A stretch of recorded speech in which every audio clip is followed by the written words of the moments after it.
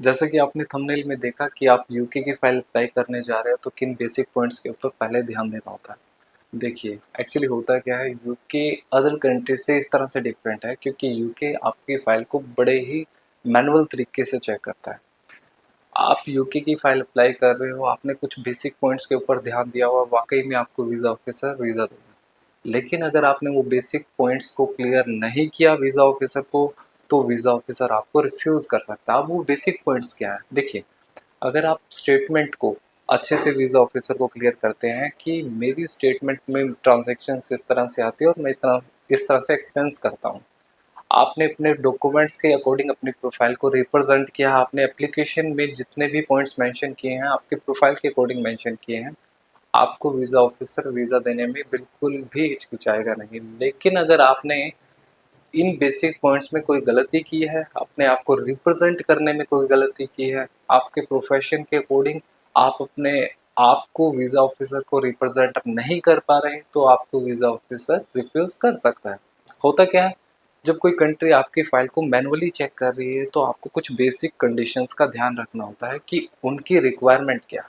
देखिए, रिक्वायरमेंट बड़ी सिंपल सी है यूके की, आपने अपनी स्टेटमेंट को मेंटेन किया है, आपके प्रोफेशन के अकॉर्डिंग आपके पास डॉक्यूमेंट्स अवेलेबल हैं, तो वाकई में आप वीज़ा यूके के लिए अप्लाई कर सकते हैं। यूके बेसिकली उन पॉइंट्स के ऊपर काम करता है, जैसे कि आप अपनी होम कंट्री में किस तरह से अपना इकोनॉमिक टाइज मेंटेन किए हुए हो। जैसे कि मैं जो प्रोफेशन में हूँ, मेरी मंथली सैलरी मेरे पास आ रही है और मैं उसमें से एक फिक्स अमाउंट, मैं फिक्स नहीं कहूँगा, approx fix amount monthly expense भी कर रहा हूँ।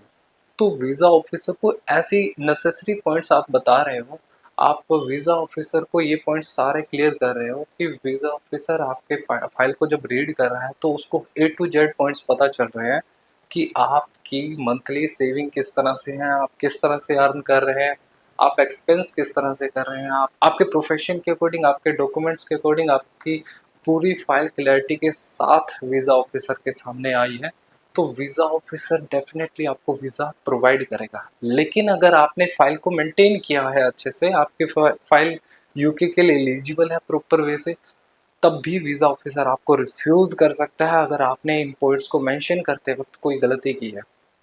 तो इन गलतियों से बचे, आप किसी प्रोफेशनल बॉडी या किसी एक्सपर्टीज से हेल्प ले सकते हैं, हमारी टीम से कॉन्टैक्ट कर सकते हैं अगर आपको यूके की प्रोफाइल करते वक्त इन बेसिक पॉइंट्स के ऊपर जानकारी नहीं है। देखिए, होता क्या है, बेसिकली मैं आपको एक एग्जांपल देता हूँ। एक क्लाइंट का रिफ्यूज़ल आता है, वो 2020 से बिजनेस से जुड़ा था और उसके बाद उसने जो रजिस्ट्रेशन है वो 2025 में करवाया और उसने 2025 में रजिस्ट्रेशन करवाने के जस्ट एक महीने बाद यूके की फाइल अप्लाई कर दी।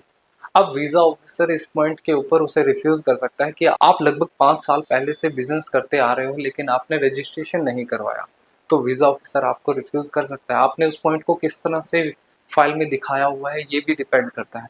इस तरह के बहुत सारे पॉइंट्स होते हैं, ऐसा नहीं है, मैंने तो आपको प्रोफाइल के अकॉर्डिंग एक पॉइंट बता दिया, लेकिन आपको इस तरह के और भी पॉइंट्स फेस करने पड़ सकते हैं आपकी प्रोफाइल के अकॉर्डिंग। तो प्लीज़, जब भी आप यूके की फ़ाइल अप्लाई कर रहे हो, बेसिक पॉइंट्स के ऊपर ध्यान ज़रूर दें। अगर आपको यूके की फ़ाइल के रिगार्डिंग नॉलेज नहीं है, आप एप्लीकेशन फॉर्म डेफिनेटली फिल कर सकते हो, लेकिन आपके प्रोफेशन के अकॉर्डिंग उस रिप्रेजेंटेशन को किस तरह से वीज़ा ऑफिसर के सामने रिप्रेजेंट कर रहे हो, ये मैटर करता है। तो आप इन बेसिक पॉइंट्स के ऊपर काम कीजिए। अगर आपको कोई भी इस तरह की फ़ाइल को समझाने में दिक्कत है या फिर आप अपनी फ़ाइल को ठीक से रिप्रेजेंट नहीं कर सकते, तो आप हमारी टीम की हेल्प ले सकते हैं। हम आपकी पूरी हेल्प करेंगे। इसी तरह की और भी इंफॉर्मेटिव वीडियोस के लिए हमारे चैनल को सब्सक्राइब कीजिए ताकि हम आपके लिए इस तरह की नॉलेजेबल वीडियोस और भी लेकर आते रहें। Thank you so much.